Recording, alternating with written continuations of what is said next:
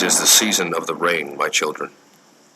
And the rain is always welcome here in Zululand, for it rains at only one special time, and then sometimes not enough. But come, my children, we will get wet. Sit here under our story tree, and I shall tell you about some very strange rain. In the beginning, the clouds were so low that men could touch them. Some of these men were creatures of little worth, even too lazy and shiftless to go to the river when they were thirsty. So they tore off pieces of the clouds to drink. This made the sky angry, so it sent a great bird with the powers to lift up the clouds and to make them rain. And when you see the sky darken and hear boom, boom, and see bright flashes in the sky, it is the magic Upendulu bird beating its bright wings together, and then soon it rains. But once, many years ago, it stopped raining. Then it was a terrible time. The corn withered in the fields, and all the water holes dried up, and the wild animals moved away. So there was little to eat. It was thought that the magic Upendulu bird had gone away, but that wasn't true. This is what really happened.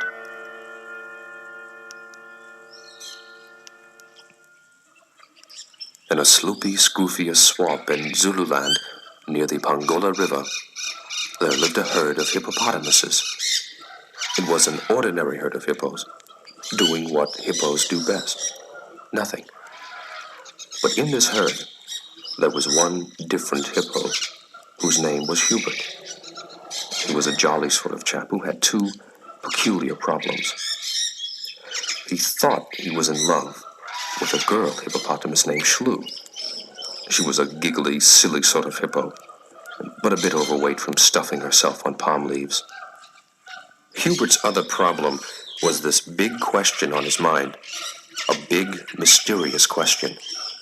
And something that made Hubert even a little more peculiar was that every morning he would rise and voice this big, mysterious question of his right out loud.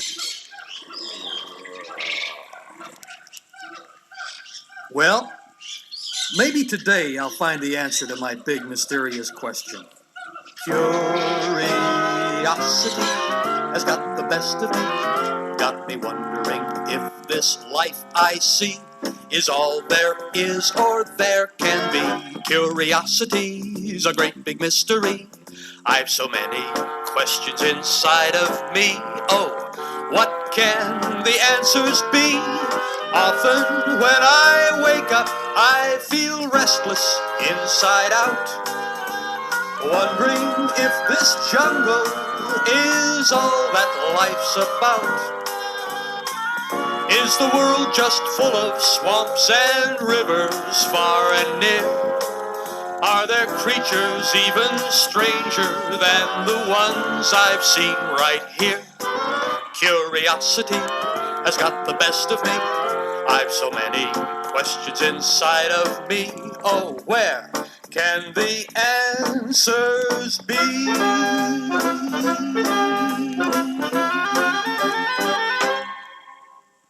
But animals are like people. They don't change unless something important happens to them. So Hubert went around with this big, mysterious question and picked gifts of palm leaves and sugarcane, the delicious, sticky, sweet, purple kind that crackles nicely when you chew it, for silly Shlu.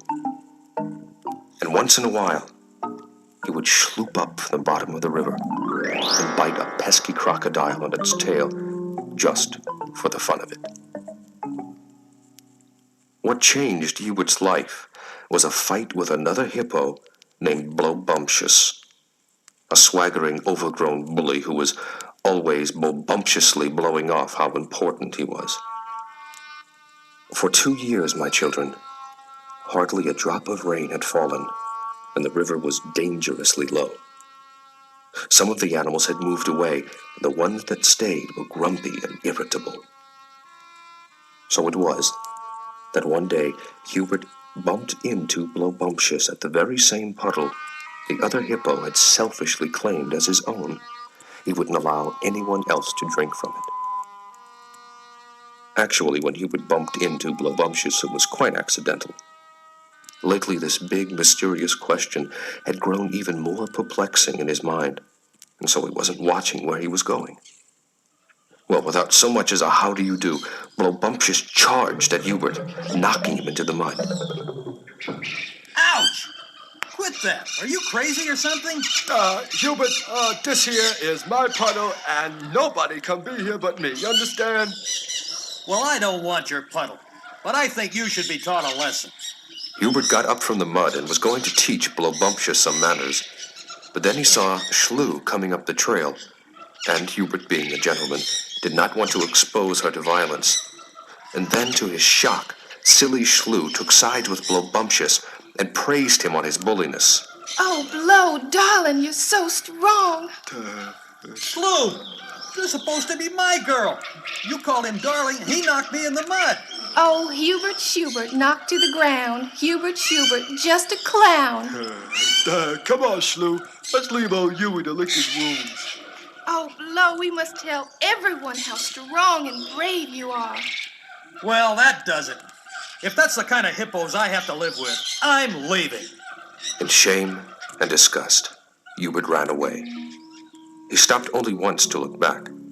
Blowbumptious, with silly Shlu tagging behind, was swaggering away from his puddle, looking for someone to tell how important he was. Hubert wandered aimlessly for a while. Then, far away from his herd, he sloshed into the river and rolled in the mud to help close his wounds. But as he started up the riverbank, he heard an angry scream and a snorting and splashing and gurgling coming from behind a thicket of reeds that hid a bend in the river, and Hubert knew what those sounds meant. A crocodile had caught something and was dragging it under the water. Like all hippos, Hubert learned at an early age that you absolutely cannot trust the pesky crocodile loving kindness. For when loving kindness gets you, just imagine your sad pinch to see you disappearing inside him inch by inch. First, your feet and calves and knees go out of sight in slow degrees. Then your thighs and hips and ribs are swallowed by his nibs' loving kindness.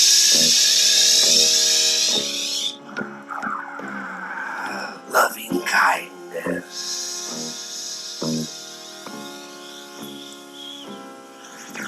And as you gradually disappear, loving kindness sheds a tear, or even a few, just to prove how much he wishes there were two of you.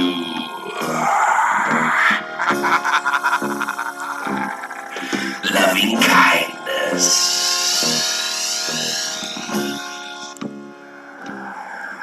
Loving kindness. right there and then, Hubert decided to save the animal he had heard screeching for its life. Of course, straight away, Hubert barged right up to the crocodile and plunked his great big heavy foot right smack on the crocodile's pesky tail. Scissors and sand. The crocodiles always say this when they are annoyed. Weeping real crocodile tears, Loving Kindness let go of his dinner and slithered away to bathe his squashed tail. Hubert had seen some strange creatures in the jungle, but never one so odd as the huge bird who had been struggling in the clutches of a great and scaly, slimy and vile, gray and greasy crocodile. Well, even in its present woeful state, the bird was most remarkable. It had the proud look of an eagle, though its feathers were as black as a room full of darkness when you have to strike a match to see your hand. Strangest of all were his glittering yellow eyes that shot off tiny sparks, just as if lightning was leaping right out of them. Well, that's the way the bird looked to Hubert. Brushing its feathers, the strange bird spoke to Hubert. Precisely, thank you, sir. How do you do? My name is Upendulu. Hello, my name is Hubert. Very pleased to meet you. Now, if you don't mind, I'll hop on your back and ride a while. As you can see, my left wing is most hopelessly out of whack for the present, and it will need time to mend. By the way, where are you going? Going? Why, I really don't know. With that, Hubert told Upendulu about the sad events leading up to the rescue of his strange companion, including the business of the big, mysterious question that was still on his mind. That's what started all my troubles. I guess I got absent-minded thinking about this big, mysterious question of mine. It has my brain all fogged up. But, I just noticed it's really hot. I do wish it would rain and cool things off. If my wing wasn't wrenched, sir, I'd precisely make it rain, and you'd be precisely wetter than a toad on a lily pad in the monsoon. You see, I am a rain god. If it's precisely rain you need, I can solve your problem indeed. I'm a rain god, most precisely, charms and powers used most wisely. I simply fly precisely high and lift the clouds up in the sky. And when you hear the crashes, see the many colored flashes, soon you will precisely see the rain. Precisely any rain, that's right. Precisely heavy, precisely light. If I need it, I'll be there, most concisely, precisely anywhere. I simply fly precisely high and lift the clouds up in the sky. And when you hear the crashes, see the many colored flashes, soon you will precisely see the rain. In the morning, after dark, to precisely drown a fire spark. If you're thirsty, call on me. Making rain's precisely my cup of tea. I simply fly precisely high and lift the clouds up in the sky. And when you hear the crashes, see the many colored flashes, soon you will precisely see the rain. And soon you will precisely see the rain.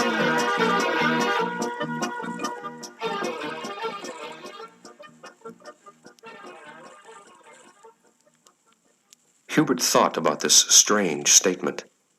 He had met many unusual animals with peculiar ideas before, so he decided politely not to say anything. Well, in the next 2 weeks, Hubert walked many miles, and he and his companion became quite chummy. They talked about lots of things, except Hubert's big, mysterious question. And every day, Upendulu exercised his injured wing, until they reached the Umtulun River in Zululand. And there a frightening thing happened. Upendulu suddenly sailed off of Hubert's back straight up into the air, and as he flew, he grew large and fearsome. Instead of a mild, charming chap, he became a huge, scary bird whose eyes burned with fire, and whose wings looked like feathered lightning, and he clapped his blazing wings together. And a puff of smoke that turned out to be a small cloud appeared right over Hubert's head, and in it zigzag streaks of fire danced. Then the cloud drained itself of rain in one big sloosh, drenching Hubert deliciously. And suddenly Upendulu changed back to his former self and landed on a dripping tree branch right in front of Hubert's wet nose. I told you I could precisely make it rain. Now we must settle this big, mysterious question of yours. Have you ever seen a Hindu temple, a rickshaw, or a car? Have you ever seen a pair of roller skates? Do you know what people are? Have you ever seen a rainbow ice cream cone stacked a mile high? Do you know what a football is? Have you ever seen a butterfly, ever seen a butterfly, ever seen a butterfly fly? Stop! I've never heard of any of these word things. My head hurts just thinking about them. Where can I go to see these things? Civilization can answer your question and solve all the mysteries you've been wondering. Civilization's precisely amazing. A world filled with quite marvelous things. Have you ever heard the oceans roar, or the sound of a symphony? Have you ever seen a talking picture, or been to an English tea? Have you ever seen a birthday cake, or a great big apple pie? Do you know what a telephone is? Have you ever seen a kite fly, ever seen a kite fly, ever seen a kite fly high? Civilization can answer your question and solve all the mysteries you've been wondering. Civilization is precisely amazing. A world filled with quite marvelous things. Have you ever had a bicycle ride in a park or down a street? Have you ever been to a candy shop full of sweet things to eat? Have you ever watched a big balloon race up to the sky? Have you ever seen a baseball game? Ever seen a jet plane? Ever seen a jet plane? Ever seen a jet plane fly? Civilization can answer your questions and solve all the mysteries you've been wondering. Civilization is precisely amazing.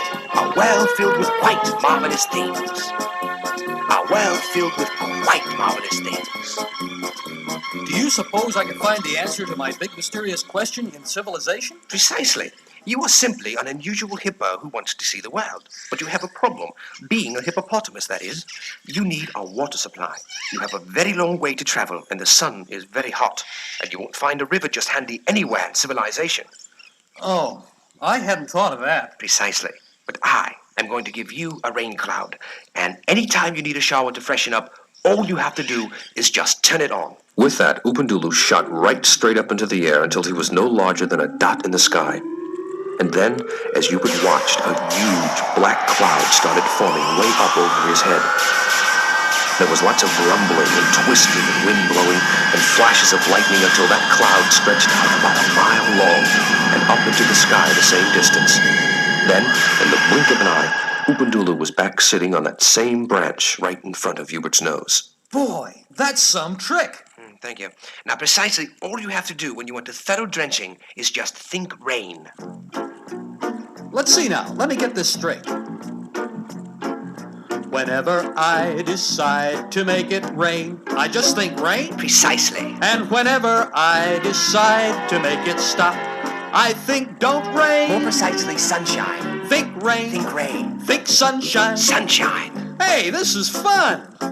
Think rain. Think rain. Think sunshine. Sunshine. Look, I can turn on the sun. Do you mean wherever I may go, a cloud will follow me? Anywhere. And whatever kind of rain that I may think of, it will be Any kind. Think rain. Think rain. Think sunshine. Sunshine. Sure is good to know that I can think rain. Think sunshine. Anywhere I go. Now, I must precisely go. You did me a favor by saving my life. Now you have a favor in return. You have a water supply that will last as long as you travel. Also, your cloud will water the land, which is dry, so your journey will be quite useful. It will give me a chance to rest up for a nice long spell. Being a rain god gets a bit old hat after a while, so precisely goodbye and good luck. And before Hubert had a chance to say thank you, Upundulu was precisely gone. In the weeks following Upundulu's departure, Hubert discovered a quite marvelous thing about his rain cloud. He could control how it rained. I can think rain up and down, or if I should decide, I can think rain sideways or fill a wallow that has dried. And when that wallow's all filled up to the very brim, I can simply dive right in and take a little swim. Think rain, think sunshine. Sure is good to know that I can make rain, make sunshine anywhere I go. So Hubert set off on his travels into civilization, and he would prove to be a great curiosity to those he met. And by the way, my children, do you know what a curiosity is? A curiosity is generally a something which is different, or which doesn't behave as we expect it should. And when a curiosity comes along, people in civilization act in a variety of ways. Some say, don't you dare trust it. Others make fun of it. Some folks try to ignore it, and a few try to get acquainted to find out what it's all about. If it is a strange enough curiosity, it may become a celebrity.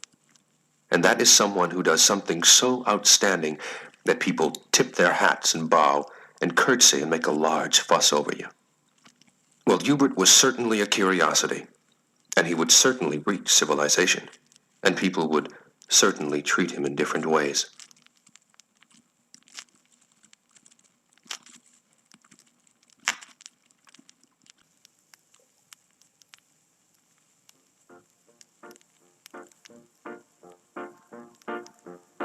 Think rain, think sunshine. Sure is good to know that I can make rain, make sunshine, anywhere I go. Hubert traveled along, enjoying his newly given power, and before he knew it, the jungle had ended, and instead of a jungle trail, there was a wide, straight road, and houses and tall buildings, and most importantly, there were people, the creatures who walk on their hind legs. Well, they're an odd-looking lot, but I'll inspect them later. Right now, I'm hot and hungry. So he turned his rain cloud onto a fat, drop-sized shower, and started chewing into a patch of rubber plants growing in a garden next to a large white house. Hubert had just finished off the rubber plants and was eyeing a row of scrumptious-looking cabbages when he saw his first people close up. This one was more than a bit odd, though. It was white. People must come in a variety of colors, like birds. Just at that moment, the people poked an umbrella at Hubert's nose. Of course, Hubert never knew that hippos never go visiting civilization. And little did he know that when he came into Ishao, he was spotted by the chief of police, who at that very moment was phoning John Robertson, the civil commissioner, to describe his discovery. Hello, Chief Commissioner Robertson here. Who's there? Hello, John. This is Chief Watkins. I hate to disturb you so early in the morning, but guess what I just saw barging down the streets? A hippopotamus. A hippopotamus? That's right, a hippo. He seems harmless enough, but I guess something ought to be done about him. Where's he now? Well, the last I saw of him, he was sniffing around your house. And, John, I don't have to remind you, protection of wild animals is part of your job. Of course. So I expect you to take care of it. Of course, sir. That's all I have to say about the matter. Yes, sir. Oh, by the way, John, take your umbrella. After all these months, it's finally raining. Oh, yes, sir. Thank you, sir. Goodbye. When Robertson reached his house, there indeed was Hubert, a bull hippopotamus, slightly larger than a small fire engine, with gleaming 2-foot ivory tusks. He had bulgy red-rimmed eyes, a 4-foot grin from cheek to cheek, and a hide with long gray battle scars. Though he knew hippos are gentle by nature, Robertson also knew they have short tempers if alarmed. But he was worried about his garden, which was now bright and steamy from the rain. It would fit nicely into Hubert's 10-foot stomach, with room to spare. Robertson gave Hubert a cautious poke with his umbrella. Shoo! You're trespassing on government property. Hubert didn't have the foggiest notion what Robertson said, but being new to the ways of civilization, he decided that the white human wanted him to leave. So heaving a sigh of regret for the shiny, bite-sized cabbages he was leaving behind, he lumbered off down the street. Civil Commissioner Robertson kept an eye on Hubert all the while he was in town, and the thing that puzzled Robertson was the rain cloud in the sky. It seemed to be keeping pace with the hippo. It reached the city limits exactly at the same time the hippo did. It was just as if the rain cloud was following the hippopotamus. That's ridiculous. Simply ridiculous. Robertson muttered to himself. But he couldn't seem to keep his mind on his paperwork all that day. And instead of going straight home that night, Robertson jumped into his truck and drove out of town, following Hubert's trail. It was easy enough to find because there were hippo footprints the size of trash can lids in the deep mud made by the rain. About 3 miles out of town, Robertson found Hubert in some tall, moist grass, surrounded by about 40 Zulus who were dancing and chanting around him in a circle.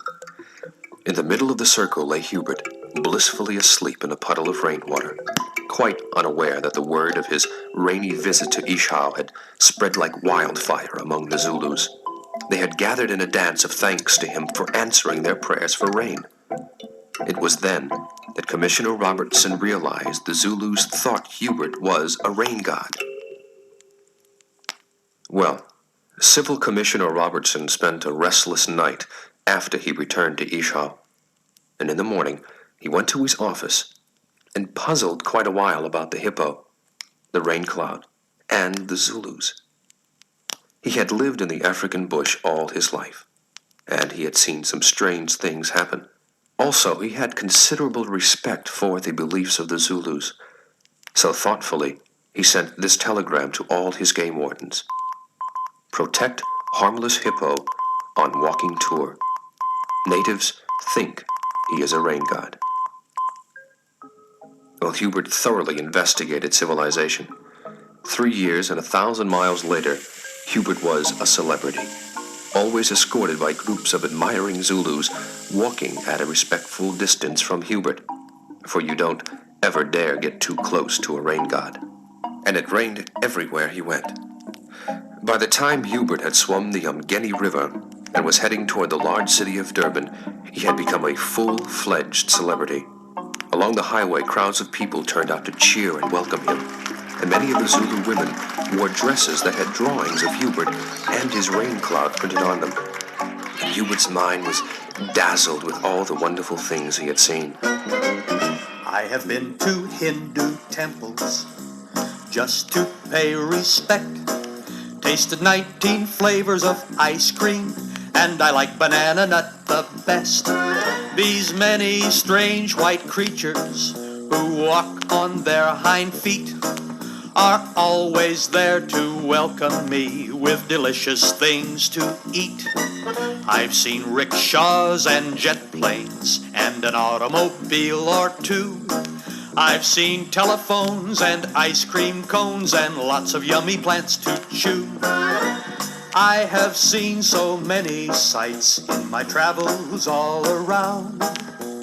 There's just nothing to compare to this happiness I've found.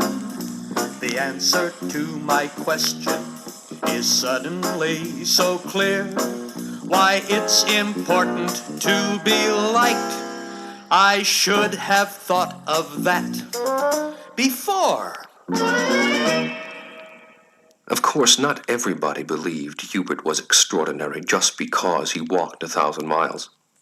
Zoologists, they are rather dry chaps who spend their lives with their noses stuck in musty books studying the habits of animals, said hippos did not have to take a bath every day, and Hubert was no exception. He only had to have lots of water to drink. Hubert is simply a smart hippopotamus who had the sense to get in under the rain. The rain cloud isn't following Hubert. Hubert is following the rain cloud. And as for Hubert being a rain god, well, that's preposterous. Of course, the Zulus knew better. But the Durban newspapers praised Hubert and pointed out that it really didn't matter whether he was a rain god or not. He had brought showers with him wherever he traveled. Wasn't this proof enough that he was very special? And that's how the people of Durban treated him. The very day Hubert arrived at the city limits, there were hundreds of people who came to greet him, and there was a huge sign that read, "Welcome Hubert," and the mayor made a speech, and a police escort led Hubert to a real hero's welcome at Victoria Park, where thousands of people waited to see him. Of course, Hubert was unaware that he was the object of all this praise. He did know that he had never been so happy. With all the wonderful things people kept giving him to eat and frolicking in the Pinetown Lake, but most important, he thought he had the answer to his big, mysterious question. The answer was so simple, it was as simple as telling a crocodile from a log. It was important to be liked. And so he stuffed himself and splashed merrily in the lake until some men who came to see him tried to capture him. They collected animals for zoos, and they especially wanted to collect Hubert. Any zookeeper would pay a small fortune for so famous a hippopotamus. Well, the citizens of Durban quickly heard about this sly, sneaky scheming, and many got angry. and they appealed to the city council. How dare you allow Hubert to be put in a zoo or carted around in a cage to be shown off to the public as if he were just an ordinary hippo? The whole idea is unfair. Hubert's a strange, enchanted animal and must be allowed to continue his marvelous travels. The city council promised to call a special meeting, but in the meantime, Hubert would have to be put in the zoo until the decision regarding his future was made. So he was tricked into following a trail of cabbages that led right into a cage at the zoo. And after merrily stuffing himself and being exhausted from all the activity that day, he fell asleep. And when he awoke from his nap, he discovered he was trapped. The door to the cage was closed, and try as he might to bend the bars with his teeth, he couldn't budge them. Butting them with his head proved no use either. It just gave him a nasty headache. Hubert moped around for days.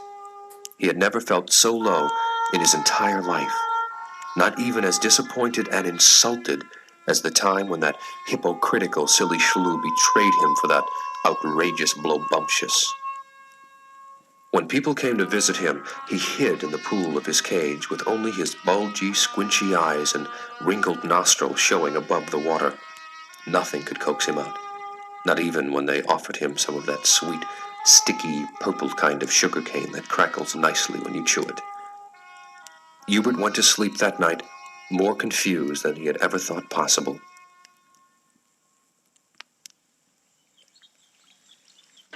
The next morning, he was rudely awakened by the kangaroo chap in the next cage, a fellow named Springy and Swift, who was earnestly studying to be a cheerleader. Give me a Z. Give me an O. Give me another O. What's that spell? Zoo, zoo, zoo. Oh, hey, good morning, matey. Say, come on, get up here. I've noticed you dragging around for close to a week now. Hey, it's not so bad. Look, I'm in a zoo. My father was too. I'll admit there's not much space, but I really do enjoy the pace. I can sleep till way in the afternoon and wait around to cheer the moon. If you'd like, I'll teach you how to say rah-rah-ree. Kick 'em in the knee. Oh, why don't you mind your own business?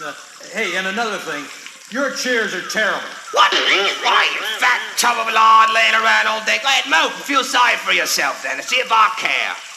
And indeed, Hubert did feel sorry for himself.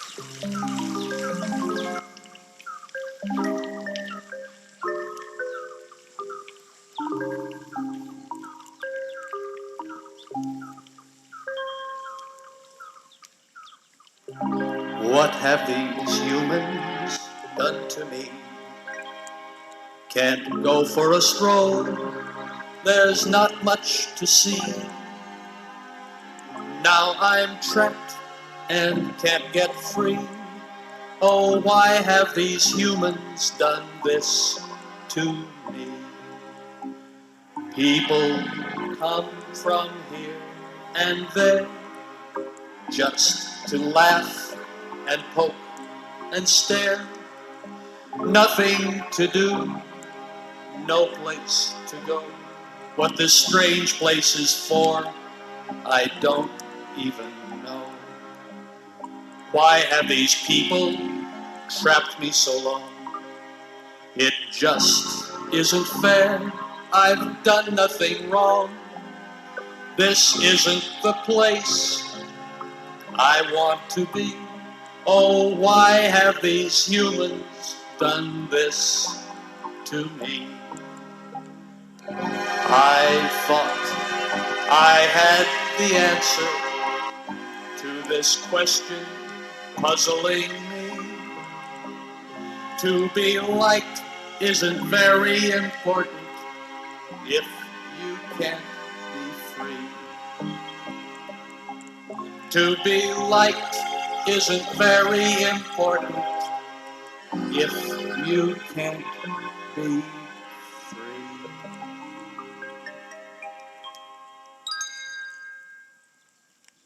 Hubert sulked around for a whole week, and during this time, not a drop of rain fell in all of Durban. And then just before breakfast, while Hubert floated around like a gloomy submarine in his pool, Oopendulu popped right in out of nowhere. You precisely have that rubbery, wrinkled, dishpan hands look. Why don't you climb out of there and we'll precisely talk? Sheepishly, Hubert crawled out of his swimming tank, looking a bit grayish and goose-pimply from his long, sulky snorkel in the water. I didn't expect to see you again. I precisely came to investigate why it stopped raining. What kind of fix have you gotten yourself into? Hubert sorrowfully explained how he had gotten fooled into following the cabbages and how he was so terribly disappointed with civilization. Why, I thought I had my big mysterious question solved. And then those people did this awful thing to me. Why, I can't even go for a stroll. And I don't even know what this place is for. It's precisely called a zoo in civilization, Hubert. It's a place where animals are put, so that they may be permitted to see how funny the people are who come to see how funny the animals are. Oh. Well, I don't think the people are very funny, or nice either, for keeping me here. Don't you precisely have everything you need? You've got your very own pool and lots of yummy things to eat. You can laze around in the sun, and most of all, you precisely are a celebrity. Isn't that what's important, to be liked? Why, that's exactly what I thought. Odd that you should say that. But I think it's more important to be free and to be yourself. No sooner were these words out of his mouth than a light came on in Hubert's mind. Why, that's the real answer to my big mysterious question, isn't it? It's important to be liked, but it's more important to be free and to be yourself. Precisely. Oh, but what good does it do to finally have the answer to my big mysterious question when I'm stuck here in civilization? I'll never get out. That, Hubert, is precisely up to you. If I were in your peculiarly perilous predicament, I'd precisely think up some sly, stormy thoughts. And with that pondersome piece of advice, Oopendulu precisely disappeared, quicker than Springy and Swift could say, rah-rah-ree, kicking in the knee. That bird has some precisely clever thoughts. Straight away, he walked over to the side of his cage and apologized through the bars for being rude to the kangaroo chap who was practicing standing on his head. Also, Springy and Swift, I suggest that you find a place that's high and dry, for I think that soon it's going to be very wet in here. The kangaroo chap thanked him, and Hubert immediately started thinking up a storm. The most downpoursome kind of storm you could possibly imagine. One moment, Hubert's cloud was floating cotton puffy in the sky, and the very next it turned into a black, twisting thunderstorm, reaching up darkly 10 miles high.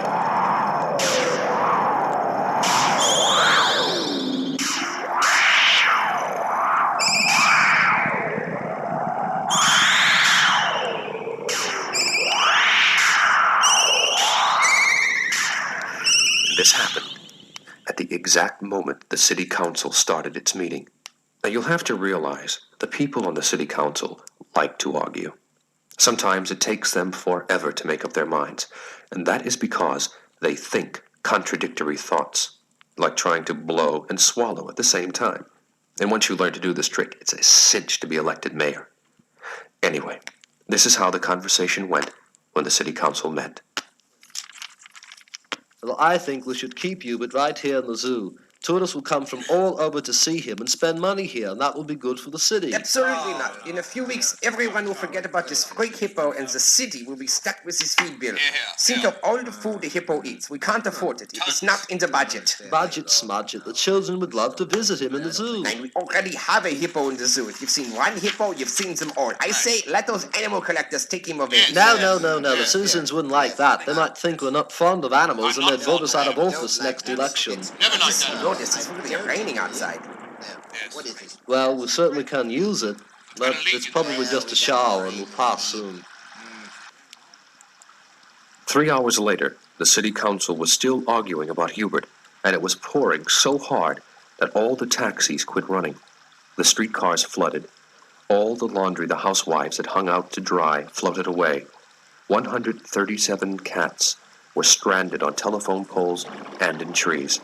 And the Pinetown Lake, where the city got its drinking water, and where Hubert had had his swim, filled up for the first time in 5 years.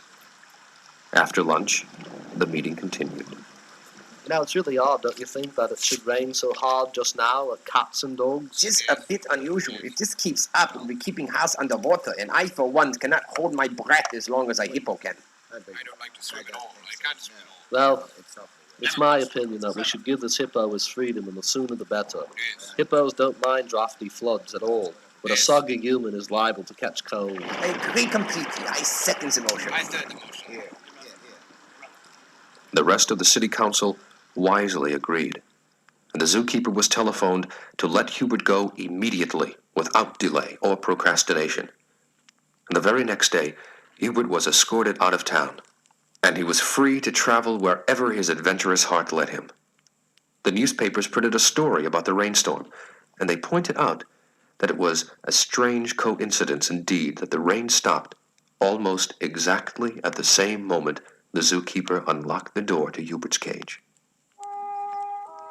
But the Zulus knew better, for when Hubert left Durban, an odd thing happened.